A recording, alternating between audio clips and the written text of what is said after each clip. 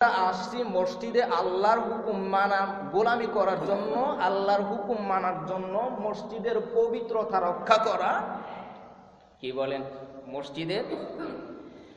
মসজিদে আইসা যদি যতক্ষণ পর্যন্ত আল্লাহ নামাজ সুরত অবস্থায় আমরা আল্লাহ সুবহানাল্লাহ, আল্লাহু আকবার, আলহামদুলিল্লাহ তাসবিহ তাহলিল করব, যত সময় পর্যন্ত মসজিদের মধ্যে বৈশা ওইগুলো করব, অত সময় পর্যন্ত আল্লাহ সুবহানাহু ওয়া তাআলা আমার নামে আমল নামার মধ্যে সওয়াব দান করে। তো আমরা আসছি আল্লাহর গোলাম হওয়ার জন্য, কিন্তু আবার দেখা যায় মসজিদের মধ্যে আসলে আল্লাহর নেক বান্দা হওয়া যায়, কিন্তু মসজিদের মধ্যে আসলে আবার দুশমন হওয়া যায়। এখন প্রশ্ন হবে, মসজিদে তো আসলাম আল্লাহর দুষ্ট হলে আল্লাহর গোলাম হওয়ার জন্য, আল্লাহর দুশমন হওয়ার জন্য তো আমরা মসজিদের মধ্যে আসিনি। তাহলে আল্লাহর গড়ে আসলাম আল্লাহর বান্দা হওয়ার জন্য, আল্লাহর গোলাম হওয়ার জন্য, গোলাম মাফ চাওয়ার জন্য, মসজিদের মধ্যে আমি আবার আল্লাহর দুশমন হওয়ার জন্য কেমনে আসলাম? কি বলেন? কথাগুলো কি এইরকম হয় না যে মসজিদের মধ্যে আসলাম আল্লাহর গোলামি করার জন্য, কিন্তু দেখা যায় হুজুর আবার বলেন মসজিদের মধ্যে আসলে আল্লাহর গোলামও হওয়া যায়, মসজিদের মধ্যে আসলে আবার আল্লাহর দুশমনও হওয়া। এটা আবার কেমনে? যখন আমরা মসজিদের মধ্যে আসি, আসার পরে যখন আমরা কথাবার্তাগুলো শুনি, নীরব নিস্তব্ধ হয়ে যখন কোরআন সুন্নাহর কথা শুনি, ওই কথা শোনার পরে আমার নামে আমল নামার মধ্যে শুধু সওয়াব লেখা হয়, কিন্তু মসজিদের মধ্যে আসার পরে যখন মসজিদের পবিত্রতা রক্ষা করি না, মসজিদের মধ্যে আসার পরে যখন দুনিয়াবি কথাবার্তা বলতে শুরু করি, তখন ফেরেশতারা আমারে বলে, উসকুত ইয়া আব্দুল্লাহ, হে আল্লাহর বান্দা, তুমি কি হও? নীরব হও, চুপ হও। আসলে ওইটা কথা বলার জায়গা? বলে ওটা কি কথা বলার জায়গা না কথা শোনার জায়গা? ওইটা হলো মসজিদ, হলো কথা শোনার জায়গা, কথা শুনি না আমল করা। মসজিদের মধ্যে আসার পরে যখন বলা হয় ইয়া আব্দুল্লাহ, হে আল্লাহর বান্দা, তুমি নীরব হও, চুপ হও, এরপরেও ওই বান্দাটা কথা বলতে শুরু করে। আবার বলা হয় উসকুত ইয়া আব্দুল্লাহ, হে আল্লাহর বান্দা, তুমি নীরব হও, এরপরেও যখন কথা বলে তখন আব্দুল্লাহ, এ আল্লাহর দুশমন, তুমি মসজিদ থেকে বের হয়ে দাও। তাহলে মসজিদে দিয়ে আসলাম আল্লাহর গোলাম হওয়ার জন্য, আল্লাহর দুশমন হওয়ার জন্য, যে আল্লাহর গোলাম হওয়ার জন্য, দুশমন হওয়ার জন্য না। কিন্তু এখন দেখা যায় আমরা আল্লাহর দুশমন হয়ে গেছি। কেন দুশমন তো হলাম? হুকুম না মানার কারণে, কথাবার্তা বলার কারণে। ফেরেশতারা আমাদেরকে ধমক দিয়ে কথা বলে, আবার ফেরেশতারা বলে আল্লাহর গোলাম মসজিদ থেকে বের হয়ে দাও। তোর মতন মানুষ মসজিদে থাকার কোনো প্রয়োজন? কি বলেন? তাহলে মসজিদে কেন আসছি? আবার আরেকদল লোক, আগে কিন্তু হাদিস বললাম যে আরেকদল লোক মসজিদে আসার পরে কথা শুনতে ভালো লাগে না, কথা শুনতে ভালো লাগে না। কিন্তু ভাই, মসজিদে আসার পরে কথা আপনি জানেন? হ্যাঁ, আমরা জানলাম আজকে যতটুকু আলোচনা করা হয় ওই আলোচনা অনেকেই শুনে, এখন সেও বড় ওয়াজি। এই আলোচনা শুনতে শুনতে সেও বড় ওয়াজি হয়ে গেছে, কিন্তু ওই আলোচনা শুনে কিন্তু আমল করেন। সে আলিম কিন্তু জালিম হয়ে গেছে। কথা বলেন? আমল, কারণ একটা প্রবাদের মধ্যে বলা হচ্ছে আলিম সবার বড়, যদি হয় আমল ধরো, আমল ছাড়া আলিম মহাপাপের জালিম। তোমার তো সবার চাইতে ঊর্ধ্বে স্থান দেওয়া হচ্ছে। কারণ কেন তোমার সব চাইতে ঊর্ধ্বে স্থান দেওয়া হয়? আলিমের কারণে, তোমার কাছে আল্লাহর জ্ঞান থাকার কারণে তোমার উঁচু মর্যাদার অধিকারী করা হয়। কিন্তু যখন তুমি ওইগুলো অর্জন করার পরে ওইগুলো পালন করা না, তখন তো তুমি জালিম হয়ে দাও। তখন কি তোমার এর মানুষে সম্মান দিবে? কথা বলে তখন আর মানুষের, কারণ আলিমের সম্মান করে, আলেমের সম্মান করে জ্ঞান থাকার কারণে কোরআন সুন্নাহ অনুযায়ী তোমার ভিতরে আছে। কিন্তু যখন ওইগুলো তুমি অর্জনই করলা, ওইগুলো তুমি যদি অর্জন করার পরে ওইগুলো আবার সমাজের মধ্যে মানুষের কাছে ওইগুলো বিলিয়ে না দেও, তুমি যদি আমল না করো, তাহলে তোমার এই আলিমের কোনো মূল্য নাই, কারণ সে জালিম।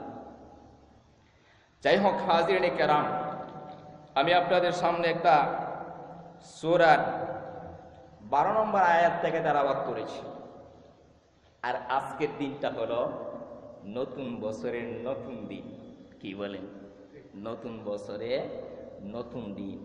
আর নতুন বছরের যেহেতু নতুন দিন, সুতরাং আজকের দিনটাও হলো শুক্রবারই জুমার দিন, আর আজকের দিন সাপ্তাহিক ঈদের দিন, কারণ আনন্দের দিন। বছরও আমরা নতুন বছর শুরু, আর আজকে ঈদ অর্থাৎ সাপ্তাহিক ঈদের দিন আনন্দ আমাদের শুরু। কারো কি আনন্দই শুরু হবে না? এই আজকের দিন আনন্দের দিন থেকে আনন্দ শুরু হওয়ার জন্য আল্লাহর গোলামি করতে হবে বলে না? দিন আসছে খালি আমাদের নতুন বছর আয়া হ্যাপি নিউ ইয়ার, নতুন বছরের কি সুন্দর হ্যাপি, সুখী হও, শান্তি হও। তোমার কাছে সুখ নাই, বছর সুখ আইসা কি হবে? তোমার কাছেই তো সুখ নাই। বছর নতুন আসছে, সুখের কোনো আনন্দ নাই। Happy new year 2021। আর এই বছরের তুমি এত প্রশংসা করলাম, নতুন বছর আছে, তোমার প্রশংসা কে করবে? তোমার প্রশংসা তুমি তো করো না, কারণ তুমি তো আল্লাহর হুকুম মানো না। আবার তুমি বছরের প্রশংসা করো, তখন আমরা বছরের প্রশংসা করব। এই নতুন বছর থেকে আমরা আজকে যে আছি, নতুন বছর আমরা পুরা পাবো না। কি বলেন? আবার পেতেও এই দিন আমরা আজকে যে আমি কথা বলছি, আগামী দিন এখানে বসে কথা বলতে পারবো না। কিন্তু আজকে যে বছরের প্রথম দিন আসছে, শুক্রবার আসছে, নতুন বছরের নতুন দিনে আমরা নতুন করে আজকে শপথ করব, আর কোনোদিন গোনার কাছে দাবিত হব বলেন? গোনার কাছে, অন্যায়, অসত্য, কথা বলেন না কেন? আমরা গোনার কাছে দাবিত হব না, হকের পথে থাকবো। কি বলেন?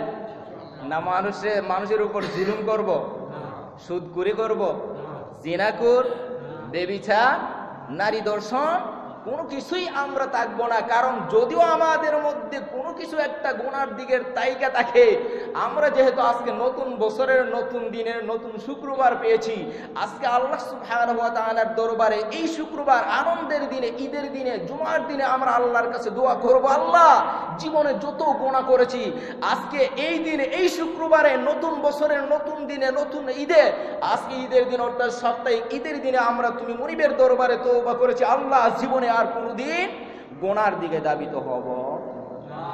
কি বলেন? না দাবিত হব, আর কোনদিন দাবিত হব। যাই হোক, এবার আমার আলোচনা শুরু করি। আলোচনা হলো যে আল্লাহ সুবহানাহু ওয়া তাআলা তিনি তখন, আল্লাহ বলেন, ইন্নী আনা রাব্বুকা ফাখলা'না আলাইক ইন্নাকা বিল ওয়াদিল মুকাদ্দাসি তুয়া।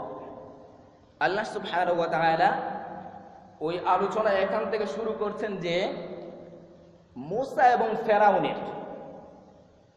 কারণ আমরা তো শুধু ওয়াজ শুনছি মুখস্থ, যে ফেরাউন এবং মুসার ঘটনা এমন ভাবে শুনছি, আমরা শুনি নাই। মুসা আলাইহিস সালাতু ওয়াস সালাম এবং ফেরাউনের সাথে কি দ্বন্দ্ব ছিল আমরা কি শুনি নাই? হ্যাঁ, কোরআন সুন্নাহ ভিত্তিক আলোচনা ওগুলো। কিন্তু আমরা যখন দেখেন একটা কোরআনের অক্ষর তেলাওয়াত করলে আল্লাহ সুবহানাহু ওয়া তাআলা 10টা নেকি দেন, কিন্তু আল্লাহ সুবহানাহু ওয়া তাআলা একটা অক্ষর পড়লে ওই আলোচনা অনুযায়ী 70টা করে সওয়াব দিয়ে দেন। সুবহানাল্লাহ। এখন আলোচনাই করলাম, আলোচনা এমন ভাবে করলাম, কোরআনের একটা আয়াত তেলাওয়াত করলে, একটা অক্ষর পড়লে যদি 70টা সওয়াব হয়, তাহলে আমি যদি আজকে 70টা আয়াত তেলাওয়াত করে আপনাদের সামনে আলোচনা করি, তাহলে 70 করে যদি যোগ দেয় তাহলে কত সওয়াব। আর একটা আয়াত তেলাওয়াত করার পরে পুরা ঘটনা কইয়া আবার ওই আয়াতের মধ্যেও চলে আসলাম, তো আয়াত পড়লাম কয়টা বলেন? একটা। ঘটনা বললাম একবারে পুরা, প্রথম থেকে একবারে শেষ পর্যন্ত। ওই যে মুখস্থ করলাম, মুখস্থ ওয়াজ কইরা আর বললাম, তাহলে ঘটনা আমি কিন্তু পুরা ঠিকই বলেছি। কোন আয়াতের পরে কোন কথাগুলো বলা হলো ওইটা আয়াত তেলাওয়াত না কইরেই বললাম। তাহলে আলোচনায় আর আয়াতের দিকে কোনো মিল বলেন? আলোচনায় আর আয়াতের দিকে মিল আছে? মিল নাই। আর যখন আলোচনা এবং আয়াতের দিকে মিল থাকে তখন কিন্তু আবার দেখবা সেন্টেন্স মিলে না, সুন্দর লাগে না। কি বলেন? কারণ এই ঘটনা বলতে তো সাজাইয়া সুজাইয়া খুব সুন্দর করে ঘটনা বললাম, কিন্তু ওই ঘটনার মধ্যে কয়টা আয়াত রয়েছে, ওই ঘটনার প্রেক্ষিতে কতগুলো আয়াত আছে, আল্লাহ ওই আয়াতের কি আলোচনা করছেন, ওই আয়াতের কি আলোচনা করছেন, একটা আয়াতের একটা আলোচনা করলেন, একটা আয়াতের একটা আলোচনা করলেন। এখন আয়াত তেলাওয়াত না কইরা সমস্ত আলোচনাগুলো আমরা এক কেন কইরা এই আলোচনা অনুযায়ী বললাম আয়াত। এখন বলেন কোরআন শরীফের মধ্যে কাহিনী আছে কিনা? কিচ্ছা আমরা যে বলি ঘটনা, আল্লাহ নিজেই বলেছেন, কোরআন শরীফের কাহিনীগুলো নিজেই বলেছেন যে কোরআনের মধ্যে আমি কাহিনী অনেক সুন্দর সুন্দর কাহিনী বর্ণনা করেছি। তাহলে আল্লাহ যদি কোরআনের মধ্যে কাহিনী বর্ণনা করেন, ওই কোরআনের কাহিনীগুলো যদি আলোচনা করি, তাহলে কোরআনের আলোচনা করলে, কোরআনের কাহিনী বললে সওয়াব হয়। আর আমরা যে আজকে অনেক কথা বইলা বইলা মানুষকে সুন্দর করে বুঝাই, ওইটা শুধু খালি মজা লাগে। কি বলেন? সুন্দর লাগে, এটা মজা লাগে, কিন্তু আলোচনায় আর আয়াতে কোনো মিল বলেন। তাহলে আসুন, আল্লাহ সুবহানাহু ওয়া তাআলা তিনি বলেন, মুসা আলাইহিস সালাতু ওয়াস সালাম যখন সর্বপ্রথম আল্লাহ সুবহানাহু ওয়া তাআলা মুসা আলাইহিস সালাতু ওয়াস সালামের উপর ওহী নাযিল করলেন, ওহী নাযিল করার পরে মুসা আলাইহিস সালাতু ওয়াস সালামকে বললেন, ইন্নী আনা রাব্বুকা ফাখলা'ন আলাইক, ও মুসা আমি হলাম তোমার রব, নালা ইন্নাকা বিল ওয়াদিল মুকাদ্দাসি তুয়া, সুতরাং তোমার কাছে যে ওহী নাযিল হচ্ছে, তুমি যে পর্বতের মধ্যে আসছো, তুয়া একটা পাহাড়, আমরা জানি না, তুর পাহাড়ের মধ্যে মুসা আলাইহিস সালাতু ওয়াস সালাম গিয়ে আল্লাহর সাথে কথা বলছেন। তো ওই তুয়া শব্দ আরবি হলো তুর পাহাড়, আরবিতে বলা হয় তুয়া। ওই তুয়া মুসা আলাইহিস সালাতু ওয়াস সালাম তুয়া পাহাড়ের মধ্যে গিয়ে মুসা আলাইহিস সালাতু ওয়াস সালাম আল্লাহর সাথে কথা বলবেন। ওই মুহূর্তে আল্লাহ সুবহানাহু ওয়া তাআলা বললেন, ইন্নী আনা রাব্বুকা ফাখলা'ন আলাইক ইন্নাকা বিল ওয়াদিল মুকাদ্দাসি তুয়া, ও মুসা আলাইহিস সালাতু ওয়াস সালাম তুমি একটা পবিত্র পাহাড়ের মধ্যে উঠতেছো, আর তোমার পায়ের মধ্যে জুতা, ওইগুলো কুলো। ওটা কি করো? জুতা জুতা ডুইকা জুতা পয়রা তুমি ওই পাহাড়ের মধ্যে উঠবা। কিন্তু আমাদের নবী, বিশ্ব নবী মেরাজ রজনীতে যে দুনিয়ার 7 জমিন 7 আসমান পাড়ি দিয়ে আল্লাহর সাথে সাক্ষাৎ করেছেন, ওই রকম কি আল্লাহ সুবহানাহু ওয়া তাআলা আমাদের বিশ্ব নবীরে কি বলছেন, ওইটা কইলে আসো, ওইটা কইলে আসো, এইটা কি বলেছেন? আল্লাহর নবী যখন জুতা মুবারক খুলতে চাইছিলেন, তখন বললেন, হ বিশ্ব নবী মুহাম্মদ রাসূলুল্লাহ সাল্লাল্লাহু আলাইহি ওয়াসাল্লাম, আপনি কি এই জুতা মুবারক খুলবেন না? জুতা নিয়ে আসেন, আপনার জুতার মুবারক আমার আরশে আজিম জন্ম হয়ে যাবে।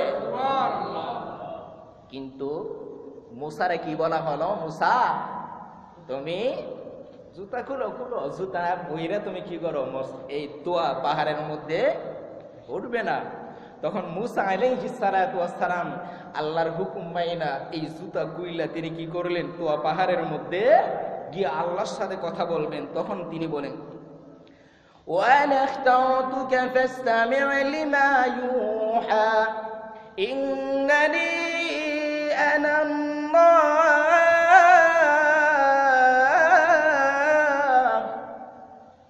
তখন মুসা আলাইহিস সালাতু ওয়াস সালাম যখন আল্লাহ সুবহানাহু ওয়া তাআলার দরবারে অর্থাৎ তুয়া পাহাড়ের মধ্যে গিয়ে আল্লাহর সাথে কথা বলবেন, সর্বপ্রথম মুসা আলাইহিস সালাতু ওয়াস সালামের উপর যখন ওহী নাযিল হয়, আল্লাহ সুবহানাহু ওয়া তাআলা মুসা আলাইহিস সালাতু ওয়াস সালামকে বললেন, ও মুসা তুমি তুয়া পাহাড়ের মধ্যে আসছো, পর্বতের মধ্যে আসছো, তোমার পায়ের মধ্যে যে জুতা আছে ওই জুতাটা খুলো, কারণ ওইটা হলো পবিত্র স্থান।